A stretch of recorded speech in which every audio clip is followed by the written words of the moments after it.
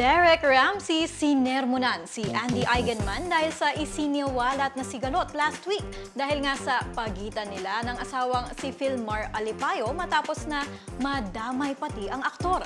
Chikang umaabante mula kay Romel Placente.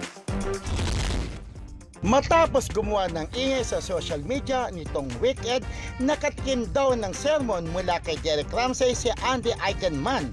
Ayon kay Ogie Diaz, sinabi raw ni Derek na pati siya ay nadadamay sa issue nang magpatato ang partner ni Andy na si Filmar Alipayo at kaibigan nilang si Pernilla Ju. Say ni Derek, sinabihan daw niya si Andy na ayusin ang partner at huwag ilagay sa publiko.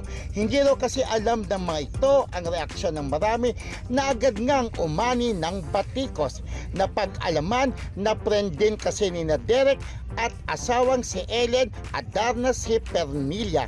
Sa ngayon nga ay nagkaayos na naman sina Andy at Filmar kung saan sa Instagram nito ay in-upload ngayon ang pagbisita ng kanyang lolo at lola sa Siargao matapos umuwi mula sa States. Walang kasing init ang chika. Ako si Romel Placente, ang inyong paboritong hot talker ng Abante Radio. Ito ang balitang mabilis, mabangis at walang mintis.